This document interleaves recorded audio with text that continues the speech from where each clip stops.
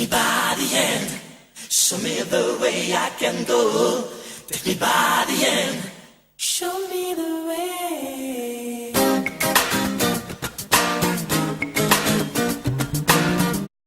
C'est très bien ça. Donc le lien de confiance établi. Oui. Qu'est-ce qui s'ensuit? Est-ce que tu développes des actions? Si oui, quelles sont les actions justement que tu développes avec eux? Au départ, je leur propose, j'insiste sur le mot, je leur propose un plan d'action. Mais c'est un plan d'action auquel ils vont participer. Donc, on fait rien de ce qu'ils n'ont pas envie de faire. Donc, c'est un peu c'est pas bizarre, mais c'est inorthodoxe, je dirais. C'est pas comme à l'école où il faut que tu fasses tes devoirs.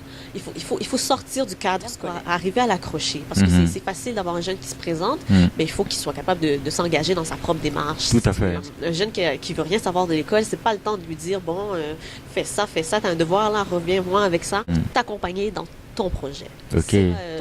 D'intégrer un emploi avant de décider de retourner à l'école. Il faut juste que la manière dans laquelle tu vas t'insérer dans la société, c'est secondaire au moment où le jeune se prépare. Donc ensuite, une fois que le plan d'action est stratégie pour m'assurer que le jeune, avant de quitter l'école, là je parle des jeunes qui sont à l'école, oui. Avant de quitter l'école, d'avoir une idée juste et claire de la réalité du marché du travail.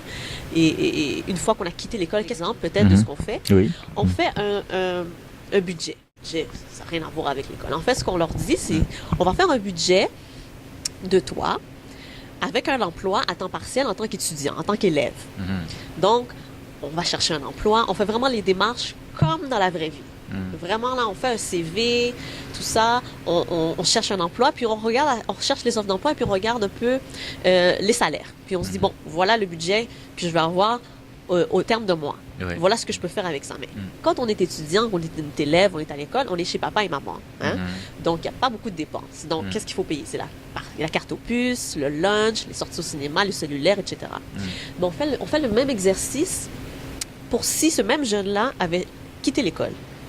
Donc, eux, ce qu'ils nous disent, mais tant mieux, je vais travailler à temps plein, je vais faire beaucoup plus d'argent. Je leur dis, oui, mais ça, peut-être que tu ne seras pas à la maison. Peut-être que tu ne seras plus chez papa et maman. Donc là, on cherche un appartement, comme dans la vraie vie. On va sur les sites Internet, on fait le tour, on cherche un appartement, on regarde le prix de l'appartement, on regarde le prix de l'électricité, d'Hydro-Québec, l'épicerie, etc.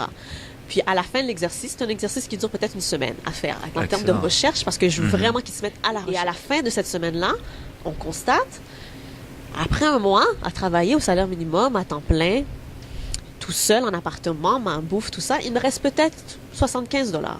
Mais c'est à l'école, à travailler à temps partiel, au même salaire, mais en étant chez papa et maman, en étudiant, tout ça, il me reste 260 $.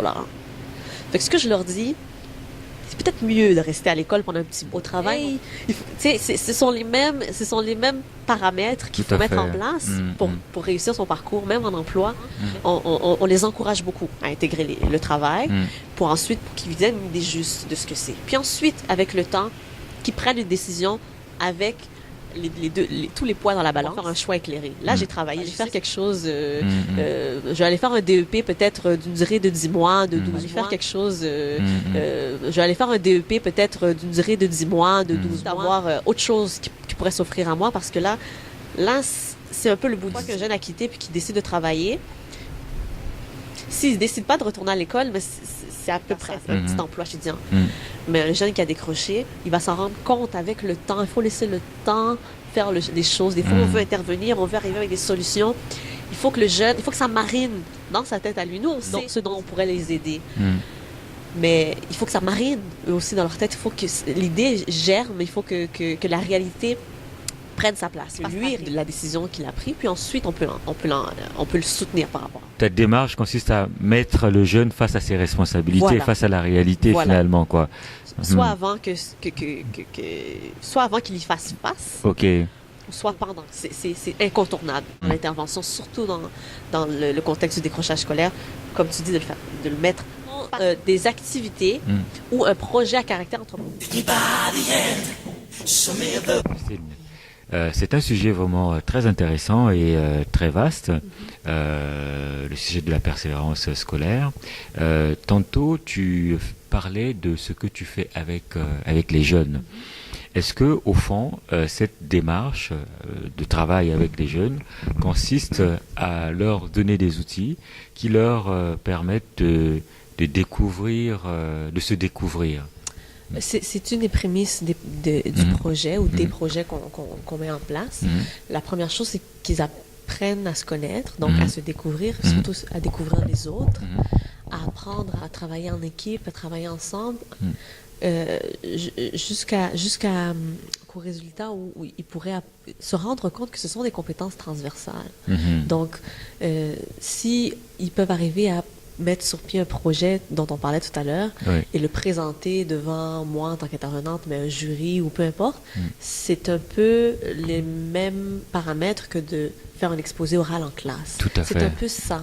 Donc, c'est ça qu'on essaie d'aller chercher, mais dans un cadre totalement différent que le cadre académique, le cadre scolaire. Donc, on développe les mêmes habilités, les mêmes compétences, mais qui vont pouvoir après transposer dans leur travail quotidien en tant qu'élève à l'école.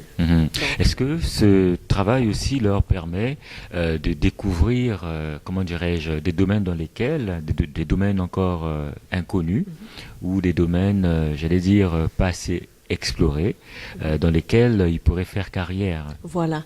Donc, c'est un excellent point parce que, surtout, le domaine de l'entrepreneuriat qui demeure un mystère pour ces jeunes-là. C'est de les amener à démystifier tout ce qui est entrepreneuriat, mettre sur pied un projet, une étude de marché, qu'est-ce que c'est, comment ça fonctionne. C'est sûr qu'ils ne se rendent pas jusqu'à mettre, comment je pourrais dire, démarrer une entreprise. Mais on peut, par exemple, démarrer une entreprise en milieu scolaire. Tout à fait. Qui est autre chose, mais dans les ateliers, les activités au niveau de la sensibilisation à l'entrepreneuriat jeunesse, c'est vraiment de pouvoir se projeter dans l'avenir puis de dire peut-être que je pourrais emprunter cette voie et réussir avec cela. Donc, c'est la recherche de la réussite, c'est à cette recherche-là qu'ils sont. Et avec cette activité-là, cette dimension-là, qui est tout autre que la dimension scolaire, que ces jeunes-là peuvent, à la fin de leur parcours avec nous, se dire peut-être que moi je pourrais aller prendre le cours de plomberie, faire un DEP en plomberie, puis après partir en affaires et puis faire de la plomberie résidentielle ou commerciale. Tout à fait. C'est ça. C'est de se projeter dans des voies qui ont été inexplorées, puis finalement de se dire mais moi j'y vais, moi je vais faire ça. Je connais personne qui l'a fait, mais moi je vais le faire. Parce que des fois on cherche à rentrer dans le moule. On cherche, surtout ces jeunes-là, c'est ça. Ils sont vulnérables, mais aussi ils cherchent à se faire valider, à se faire dire que c'est correct, puis tu vas y arriver, puis tout ça. Donc, on les aide à ce type de projet permet aussi aux jeunes de pouvoir s'engager socialement. C'est-à-dire apprendre à vivre en communauté, développer des projets en communauté. Absolument, c'est vrai parce que, les jeunes vraiment qui ont décroché, c'est ce qui est intéressant avec la tranche d'âge avec laquelle on travaille, les 15, 17 ans, 16, 17 ans, c'est qu'ils gardent un lien avec leur entourage, même lorsqu'ils ont quitté l'école, ils gardent contact avec leurs amis qui sont toujours à l'école. Donc, on est très loin de l'exclusion sociale. Tout à fait. On est peut-être au niveau un peu de l'isolement parce qu'ils restent à la maison, tout ça, mais ils gardent quand même un contact, un pied dehors avec l'extérieur. Et les projets qu'on essaie de mettre sur pied avec la SEJ leur permet de s'engager au niveau communautaire. Donc, la première condition qu'on leur donne, c'est la seule condition qu'on leur impose, c'est de répondre à un besoin. Et ça peut être autre chose, ça peut être de ramasser les déchets dans les rues, ça peut être d'offrir un jardin communautaire à un secteur en particulier, ça peut être ça. Donc, ils ont une conscience, il y a un éveil des consciences qui est fait, mais aussi ils s'engagent dans leur milieu. Ils sont acteurs du changement. C'est important. C'est une conscience individuelle et collective. Voilà. Au fond, ce genre de projet permet aux jeunes aussi de pouvoir se sentir maître de sa destinée. Oui. En fait, il y a un sentiment de valorisation et d'accomplissement et de dépassement de soi. Parce que on l'avait dit plus tôt dans l'émission, ils ont tous et toutes des compétences, des habiletés et des valeurs. Elles sont dormantes. Ce sont des jeunes qui sont Puis c'est normal, on est dans une société où il faut étudier, il faut soit étudier, soit travailler. On est toujours dans un cadre. On essaie de les sortir un peu d'un cadre constant pour les permettre de s'épanouir, puis de pouvoir développer, puis de découvrir ce qui se cache à l'intérieur de les sortir, d'aller les chercher. C'est ça qui est intéressant. Excellent. Parce qu'à la fin, c'est des individus différents, c'est des jeunes différents. Ils ont les mêmes problématiques, mais eux-mêmes les abordent différemment. Eux-mêmes attaquent les problématiques différemment parce qu'ils sont mieux outillés. Ils ont travaillé ensemble, ils ont trouvé des stratégies, ils ont des meilleures compétences, donc ils peuvent mieux, comment je pourrais dire, ils peuvent mieux apporter une solution plus claire, plus éclairée, parce qu'ils auront appris, ils auront eu des compétences par rapport à ça. Donc c'est vraiment